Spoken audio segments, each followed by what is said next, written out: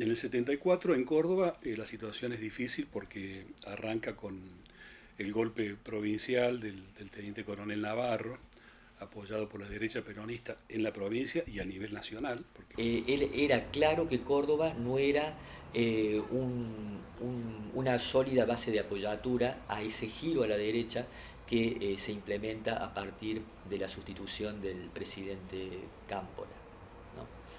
Copan, por un lado, la CGT combativa de Córdoba y por otro lado desalojan este gobierno de Obregón Cano y de Atilio López. A cada uno de los interventores desde el gobierno nacional se les dio una tarea que cumplir en la provincia de Córdoba.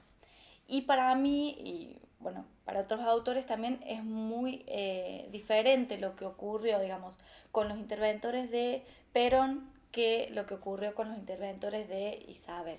Se hizo presidente Lacabane, García Rey, y se avanzó ya decididamente en contra de los sindicatos más combativos.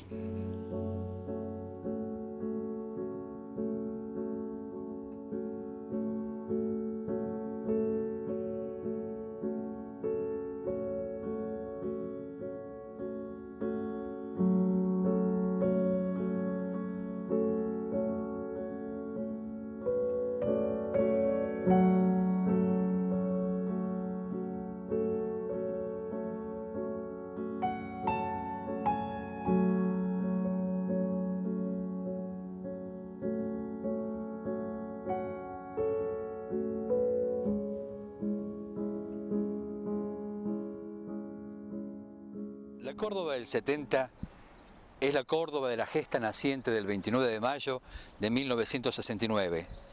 Aquel cordobazo que no se creyó en ningún momento las bondades de la Revolución Argentina y menos aún de lo que decía en aquellos momentos Juan Carlos Onganía y su ministro de Economía, Krieger Bacena.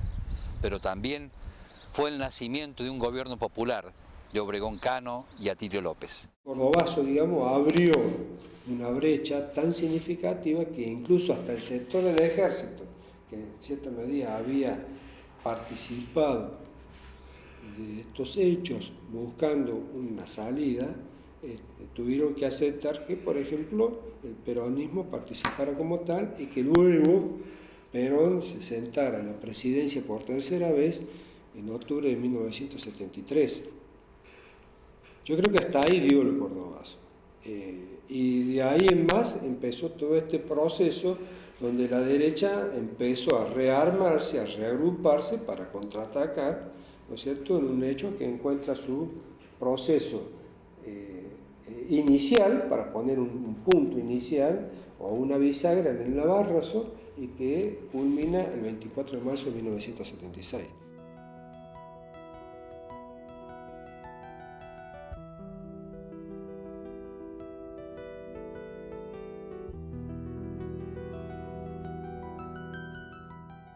Este gobierno, que había surgido del año anterior, del 25 de mayo del 73, era expresión de una Córdoba movilizada, radicalizada,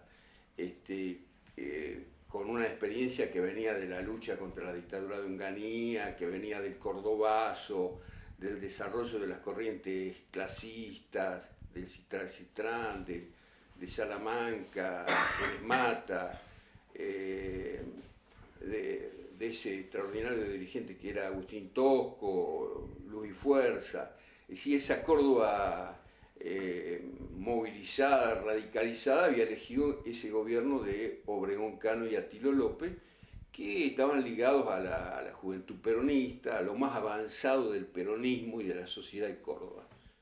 La acción sindical del Citrán en el año 71 hizo retroceder a una empresa monopólica y a la burocracia sindical de aquellos años y terminó con la dictadura militar de Leviston.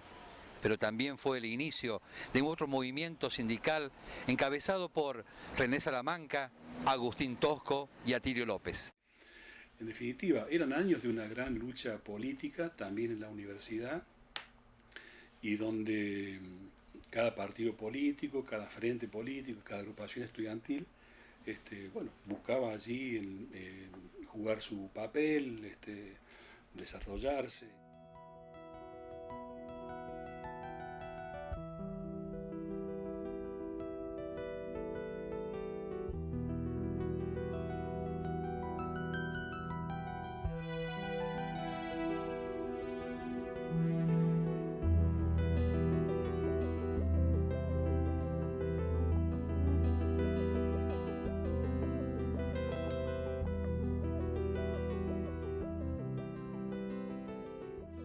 Los sectores gremiales eran bastante diversos, para de alguna manera denominarlo.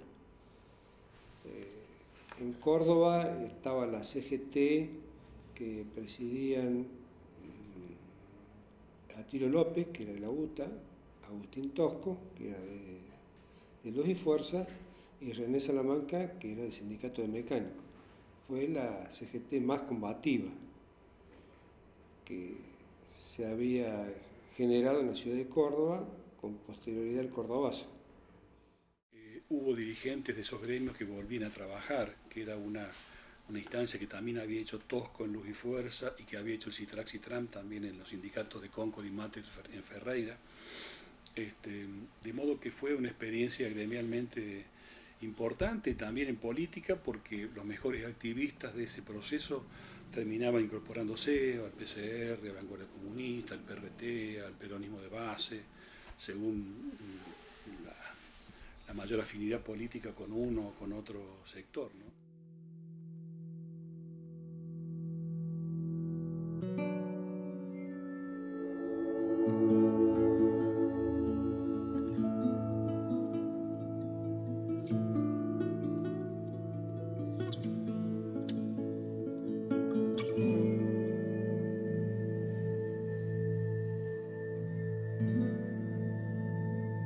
El 28 de febrero de 1974 ocurre la sedición policial que destituye al gobierno de Obregón Cano y Atilio López de la mano del comisario Antonio Domingo Navarro. Esto sería una muestra de la intolerancia de la ortodoxia peronista con los sectores disidentes del peronismo de aquella época. Con Perón viene Atilio López, el brujo López Rega, y comienza a instalarse la derecha en el peronismo. Entonces, inmediatamente lo primero que hacen es poner la mira a Córdoba, que Córdoba había sido la avanzada en toda la lucha antidictatorial, en toda la lucha por las reivindicaciones de los trabajadores, en el desarrollo del movimiento clasista.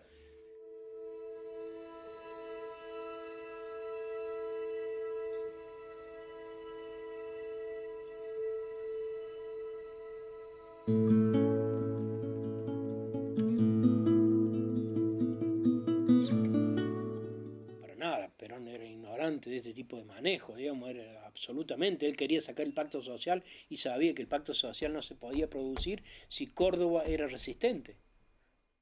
La propuesta de Perón había desarmado, desestructurado el movimiento obrero. Por eso no hubo posibilidad, digamos, de reacción.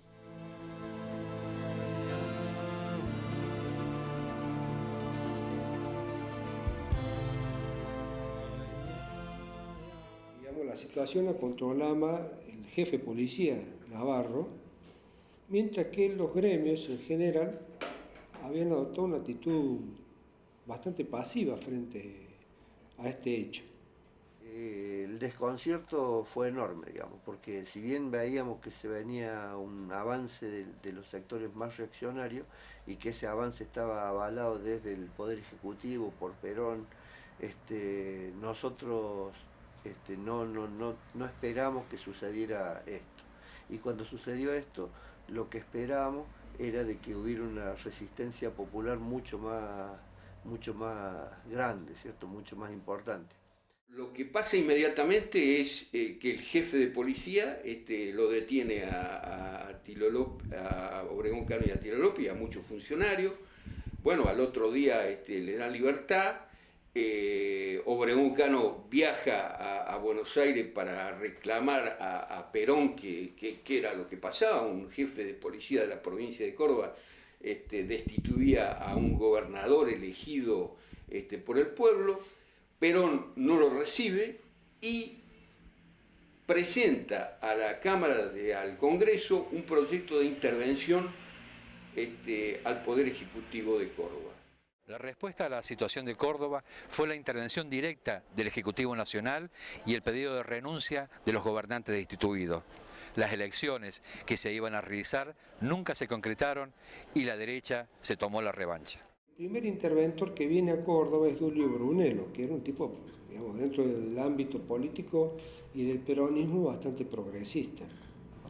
Y el jefe de policía también era más o menos de este sector, que era el general Landa, al cual, por supuesto, todos los sectores de derecha del peronismo lo acusaban de zurdo, izquierdosos.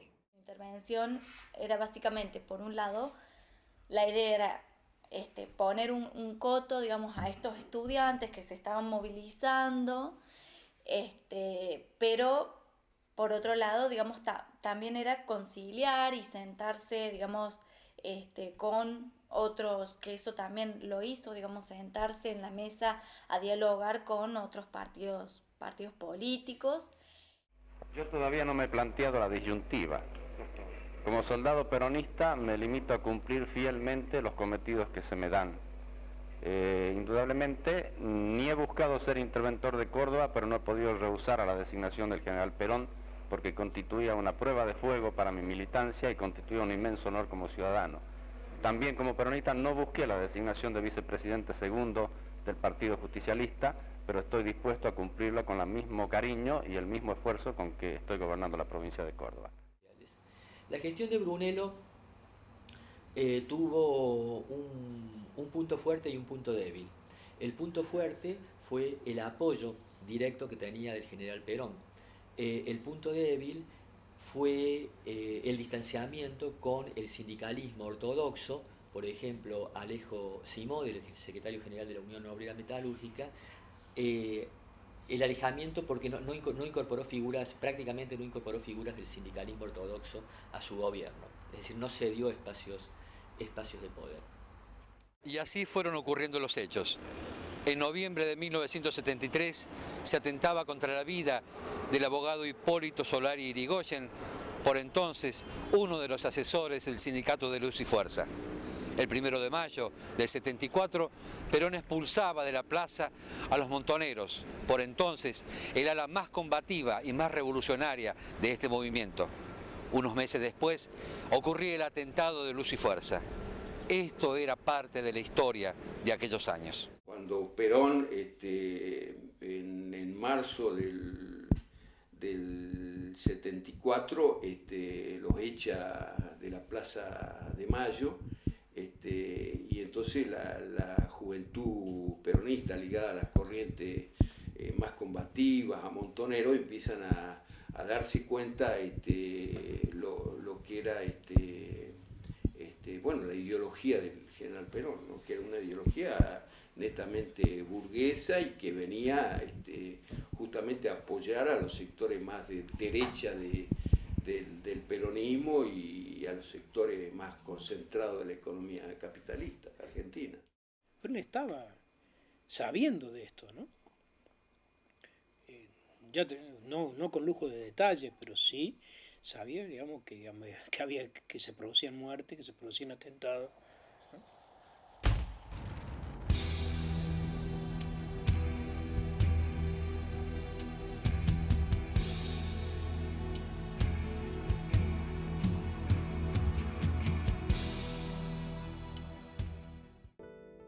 En 1974 moría el general Juan Domingo Perón y la interna del peronismo se ponía cada día más caliente. La derecha ganaba los sectores y salía a las calles a quemar sindicatos y a perseguir a todos los dirigentes opositores.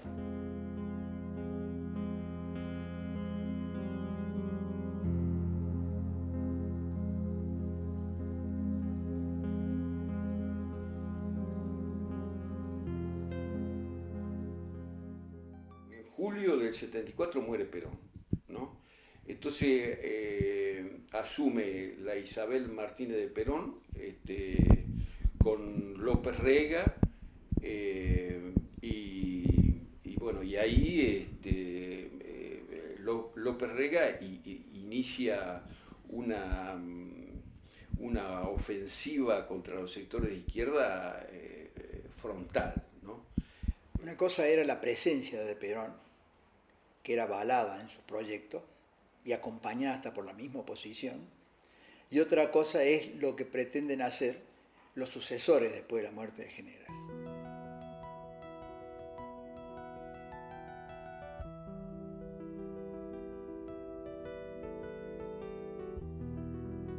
Ese día salen los sectores de derecha del peronismo, primero queman el sindicato de tranviarios, la UTA, y luego se dirigen a quemar el ESMATA, hecho que no se concretó porque primero la resistencia que opusimos los que integrábamos el sindicato de mecánicos, que no nos fuimos y nos prestamos a ofrecer resistencia a pesar que venían bien pertrechados, bien armados. Con la muerte del general Perón asumiría el gobierno María Estela Martínez y tras de ella se acrecentaría el poder de López Rega, un hombre que favorecería a la burocracia sindical y acrecentaría la violencia en el país contra los sectores opuestos al gobierno nacional.